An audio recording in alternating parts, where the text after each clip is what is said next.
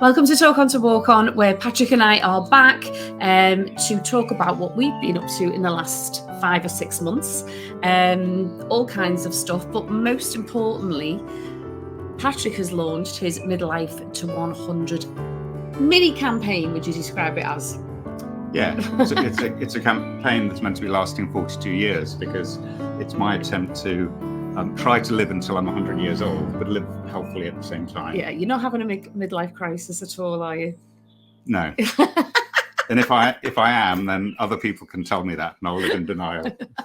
Well, I like to think that you are not in denial, because you are incredibly stubborn and incredibly focused and incredibly determined, and you're also quite inspirational, even though I don't tell you that very often. But so I have to give you credit for this, came up with this idea, and I nearly fell off the sofa. I came up with the name, but you said, I'm going to record myself weekly until I'm 100 years of age. I'm sorry for laughing, because I still can't believe that you're doing it. And you've started, haven't you? And we're up to, what was it, week 10, 12? Week 11. Week 11, we've just done. Week 11. So we had the idea at the end of last year, and then I gave myself 3 months to sort of prepare and to think about it, and then I launched it on my 58th birthday. But you didn't really prepare, did you? Let's face it. We were living it, though. We're starting to live it, and making note of how we are trying to help ourselves in midlife.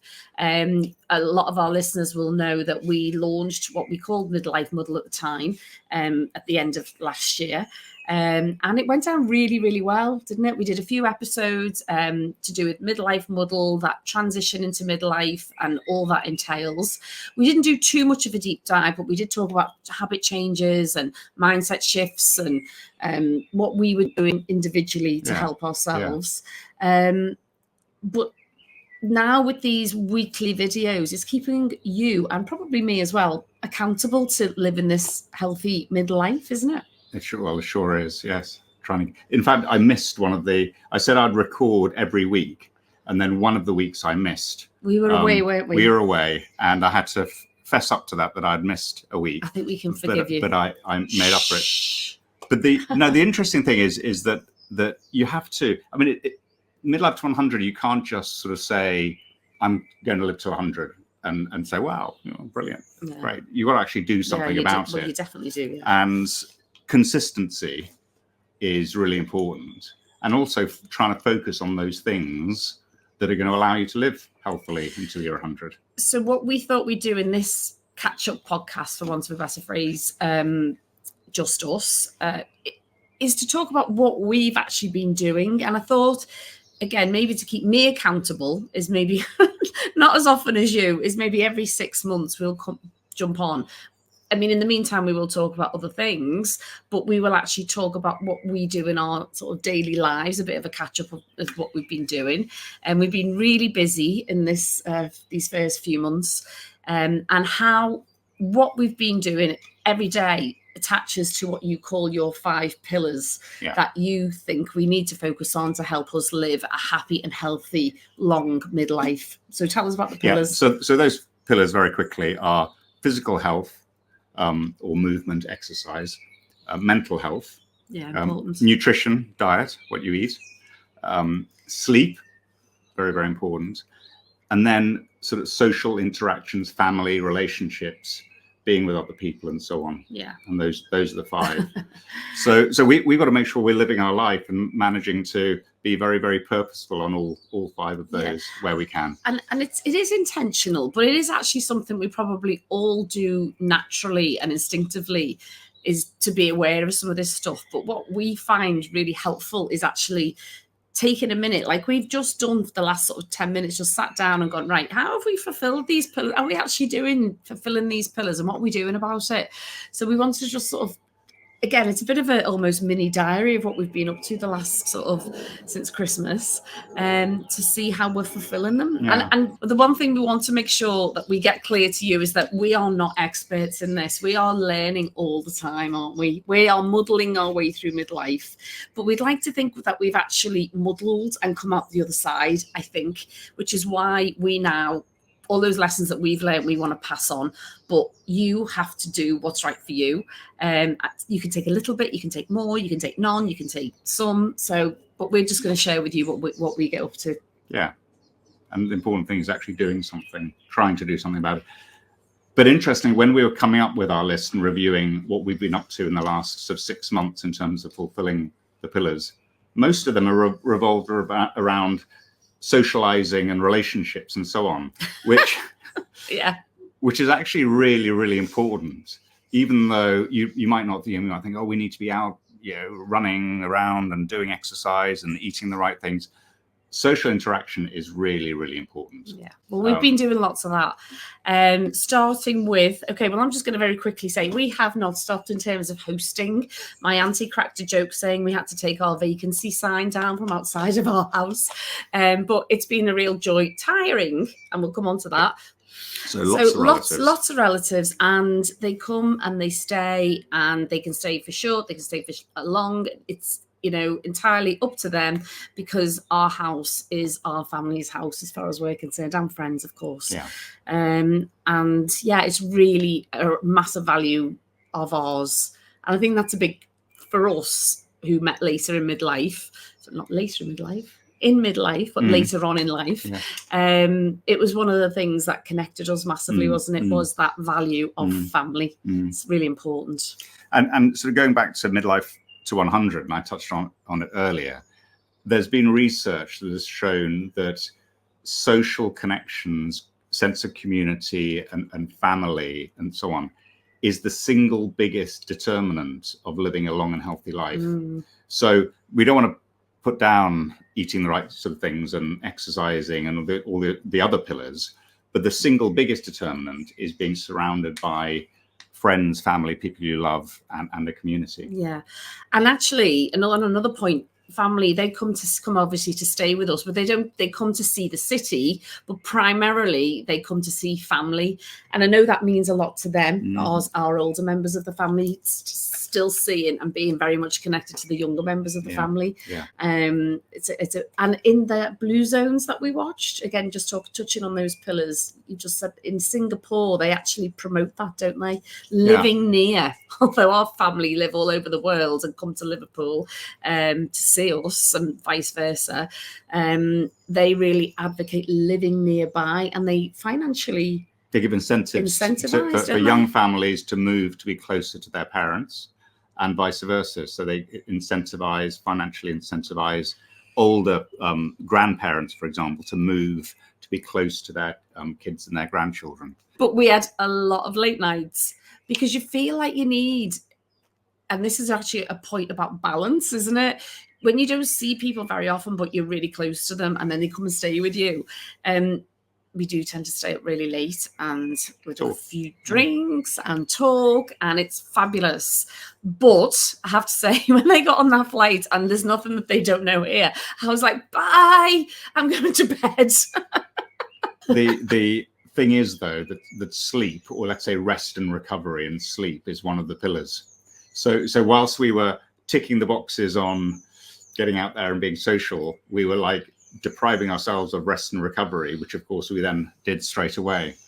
And it wasn't just people visiting us. We went out to Cape Town, didn't we, Patrick, to very luckily catch up with some friends of yours, a very good friend of yours called Guido, who you grew up with, and his university friends, and his wife Cheryl, and they hosted us in a beautiful villa.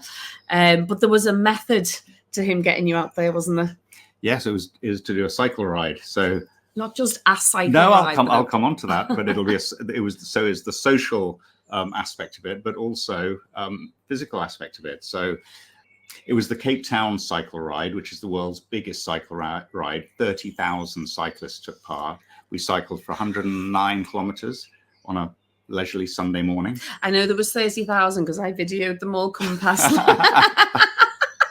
Stood there with my camera in the boiling hot sun, waiting for you. And everyone else was waving at their spouses and whatever. Oh no, not you! You get your head down and go straight past me.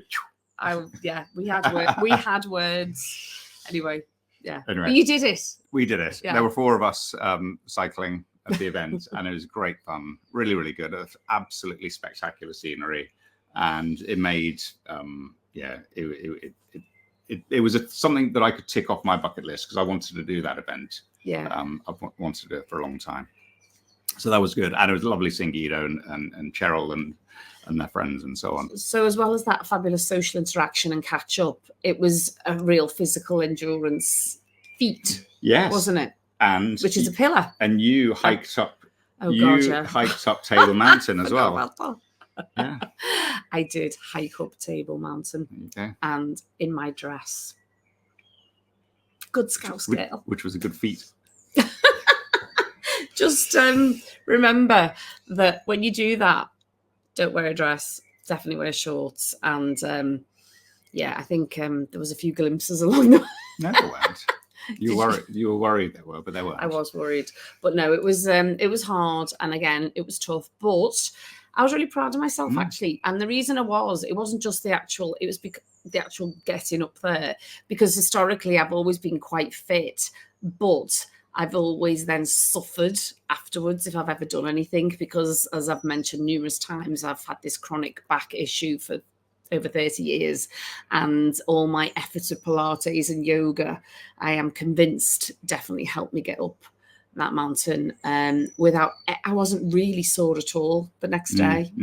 So like not at all. So I was really, really pleased with that, more than actually getting up there. So that is as a result of being consistent, sticking with my yoga and Pilates, and no longer crying at the back of the class. So it was good. Doing something physical, if it's connected to something social, I think it makes it far more appealing and far more sense of achievement, I think, rather than doing something on your own. I think for me, I don't know about you, Patrick, well, I think I know your answer to this, is you'd much rather feel part of a group doing it together with all different abilities, rather than, and I know you wanted to get a particular time, and you do have that inner competitive spirit, but I don't think you would achieve it so much if you weren't competing alongside others and or taking part. More like me, I'm taking part, I don't compete, but I was, it definitely helps when you do it with other people. Yeah, it does, and that definitely motivates me, and but it is something that is down to personal choice. I get motivated and spurred on, and I'm sort of held accountable by entering events or being asked to enter events and doing it with people. Yeah. So definitely. And again, being a member of a club like a running club or a triathlon club is also very encouraging. And but interestingly enough, a lot of keen sports people are loners as well. So they like going off for a run by themselves, or they like going off for a cycle ride by themselves, but they'll still be a member of a club because there is a social aspect to it, and an encouragement aspect to it, and accountability. Yeah, I can see that. I mean, I would hate to be a member of a club, I'll be honest. You know me. Okay, but just a myth bust. Being a member of a running club or a cycling club, I feel like everybody be looking at you. No, but they're not. They're not. It's massive range of ages, men, women, boys, girls, range of abilities. So yes, I mean it's actually like that in the yoga and Pilates classes. It is a complete range of abilities, and to be honest, I'm not looking at anyone else. I might be looking at you now and again going, can I get my leg a bit higher than him for once? And I actually can, and say it in positions. Don't compare. I know, but can't help it. I need to be better at you at something, don't I? Shouldn't compare. So yeah, if I would say, and I loved the picture that you had taken the other day with the woman who was like 75, and she's on she's in the group, isn't she? Yeah. She just ran the 5K, and she's an age group athlete. Yeah, and she's 75 years old. Yeah, amazing. Yeah, really, really inspiring. Yeah, brilliant. So even though I don't like the idea of teams and clubs. I say even though, actually evidencing it. It's not even though, it's evidencing the fact that I don't like teams and clubs, is the fact that I absolutely love gardening. And it's because I can get on with it by myself. You're a loner. I am a bit of a loner, actually, yeah. I actually have that's another conversation, because I actually now think I am more introverted than extroverted. That's the one thing that I've learned about myself in the last few years. And gardening for me really satisfies that thing that I have where I want to see an outcome to everything that I do. And I have to be really patient in the garden, don't I? And it really tests my patience. But I forgive the garden in a way, whereas I don't forgive myself when I don't get immediate results. Does that make sense? It does. Oh, I can understand. It absolutely makes sense. Yeah, you don't forgive yourself when you don't get immediate results, but we're not going to get immediate results in that garden. No. But what we have now is the fruits of our labor. But today, I am going to do a reel on it, whether you like it or not. Is that I am going to do because it's looking absolutely gorgeous, and we're so proud of it because we both work really hard. Yeah. And it is all year round. It's not just spring, is it? It's all year round that we work in it. We don't have a gardener, and we do it all ourselves. And they say when you garden that there's a sense of belief in tomorrow, and I quite like that idea. That you prune, and then it looks like nothing, and then it recovers. And it's a big metaphor. I mean, I'm sure other people can say it much more articulately and eloquently than I'm saying right now. But it's seasonal. You cut back, you grow, you bloom. You go quiet, that all those sorts of things. And I absolutely just love being in the garden.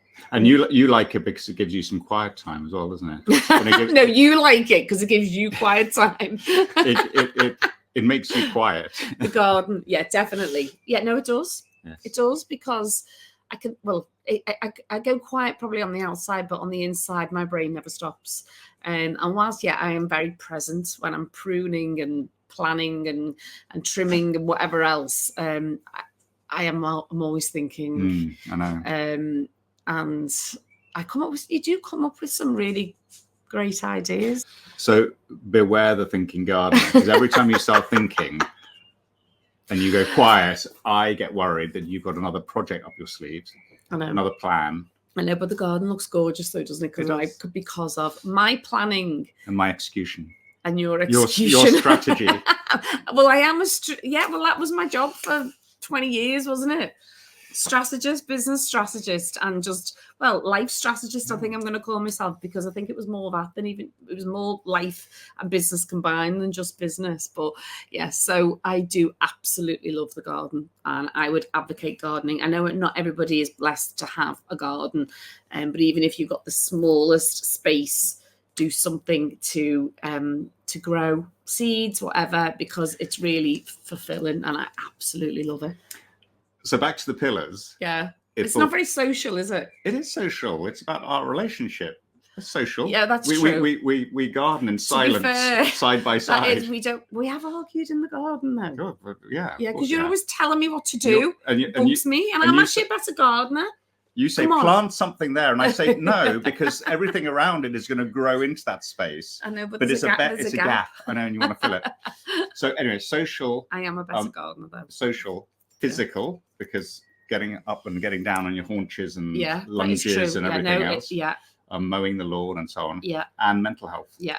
Very, very good for mental health. Yeah. I mean, it is genuinely the one time that I am present and quiet and I can be out there for hours, and I do love that. But apart from the dogs coming up and strategically dropping the ball right at our feet, which they are absolutely brilliant at, but I have to then throw the ball while I'm pruning. So we're still multitasking. You could just ignore them.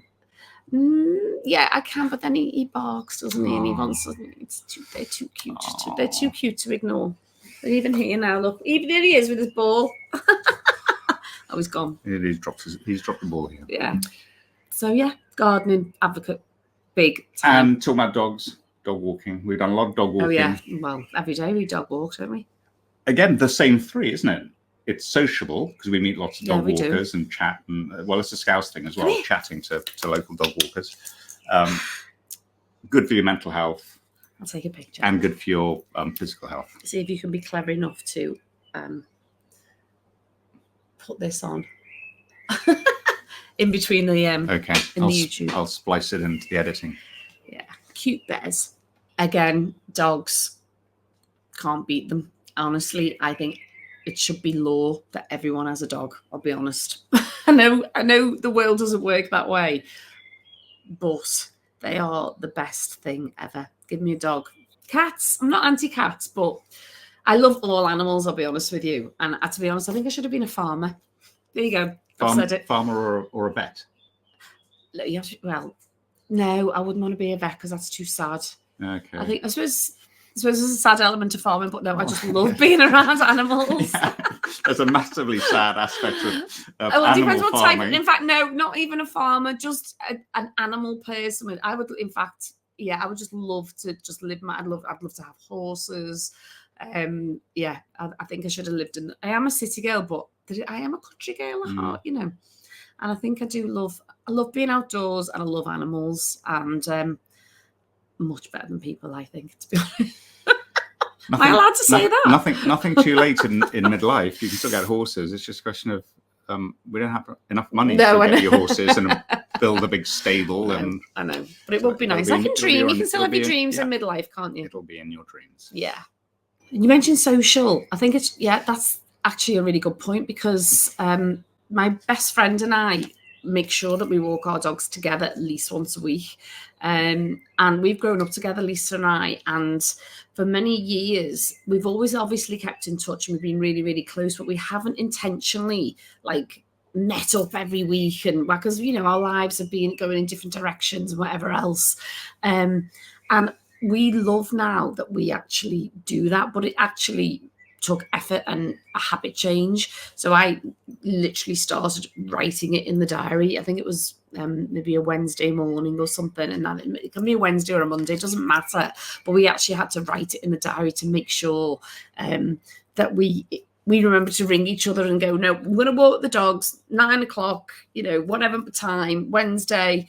And it's great because we get to walk and talk and we actually, I don't know what we talk about, but we talk nonstop for at least an hour. And for our mental health jointly, as we navigate our own midlife, and we're both having very different experiences, she's definitely helped me, and I like to think I help her. Well, she tells me I do. So again, power of dogs, power of walking, power of just simple movement and getting out in nature. Definitely for me, it doesn't all have to be bike riding and racing and competing and marathons and Ironmans. It really doesn't. It really doesn't. Physical exercise. You might as well just say movement. It is. Tai Chi. Yeah, I prefer the word movement as opposed to physical exercise. The slow stuff that the Japanese or the Koreans do. Tai Chi. Is great for your physical and mental health. That's about connecting the brain, isn't it, to movement? Yeah. So again. I'd like to think we tick a big box on that. Yeah. So that's evidence in your pillars. I think we do. I'm doing all right. You're definitely doing all right. Obviously, sometimes I feel like I'm not doing enough compared to you. But one thing, again, I advocate is that we stop and we pause and we write down. Actually, we are achieving a lot by doing really simple things, but we have to be intentional and remember to do them because life can get really busy and really stressful. And the one thing that I've always said that I had to relearn is to be about putting not myself first totally, but remembering that these things are going to benefit me in the long term. It's not about a quick win. It's about long-term benefits. And that's what you're advocating, isn't it, Patrick? Yeah. It's a sort of a slow burn. It's slow changes to habits, bringing in new things, trying to keep an eye on all of those 5 pillars. Yeah. And nothing happens overnight. And it's just a question of staying as healthy as you can for as long as you can. Yeah. Yeah. And I think if you keep it simple, I think it is really a great place to start. What's one thing that you can do? We repeat this a lot, but we're gonna keep repeating it. What's one thing that you can improve on or do more of, and start with what you enjoy and what makes you feel good. Because if you don't enjoy it, you won't stick at it. Yeah. And drop us a message. Definitely. Yeah, let us know. Yeah, we do get messages and we love them, so we do appreciate them. Thank you. Let us know what you've done on any of those areas, or what you plan to do. That's as good as well. So we're going to close now? We are indeed. I think the next one needs to be about midlife crisis because look, I think Patrick ticks all the boxes. Not right now, but when I met you, I think. We've had this discussion so many times, but we've never actually recorded it. So we'll get the wine out. There will be lots of people who might think that I have been through a midlife crisis or am going through a midlife crisis. And I flatly refuse to accept that. So that will be a good debate. So let us know whether you think Patrick's having a midlife crisis. We've got to record the episode first. Yeah, no, people can still tell us. I think there might be a lot of yeses there. So yeah, we'll see. There'll be arguments for the, what is it, like what happens in a court for the prosecution and the defence? Yeah. Yes. I'll be the prosecution. Okay. I mean, I've probably been through one as well. I think, again, we'll talk about it because it's an interesting topic. And there are stereotypes. And stereotypes for men are different to stereotypes for women when it comes to midlife crises. Yeah. So that'll be good. Okay, that's next time. Yeah. Midlife transformation, I prefer to call it. Very good. But what I wanted to introduce was some purpose and still keeping a sense of purpose in midlife. So, for example, what we've done, we have just done some startup story podcasts. So you may have noticed that we diversified a little with the last 9 podcasts that we recorded. And for those who've subscribed and listen regularly, and they may or may not have been for you, but they were for us, to be honest. And it really helped us reignite our passion for business. We did 9 episodes with startup businesses, and we still drew on the power of conversation in business and drew on their life stories, didn't we? Yeah. But it was a fresh challenge for us, but drawing on the expertise that we still have. And so often when we get to certain points in our life, we think, oh well, nobody wants us anymore, or that's a previous life, or we forget what we have achieved and that what we are still capable of. So I really enjoyed doing those.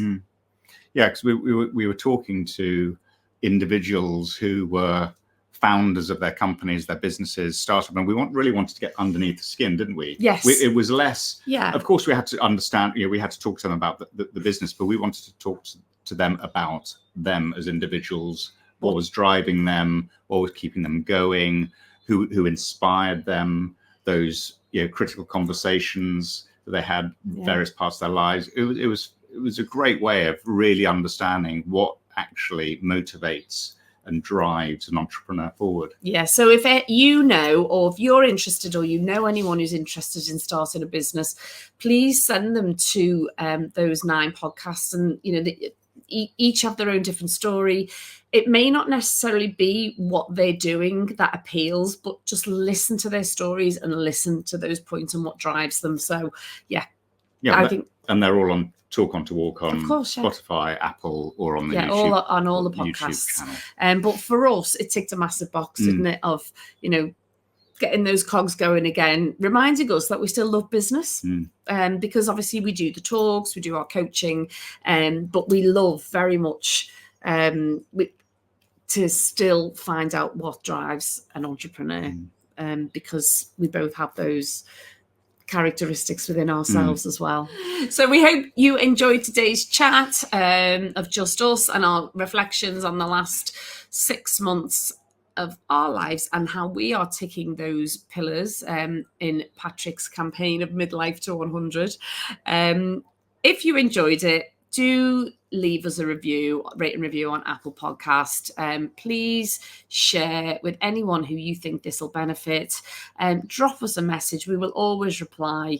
We're on all social media. I've actually started now uploading some of our shorts and onto TikTok, believe it or not.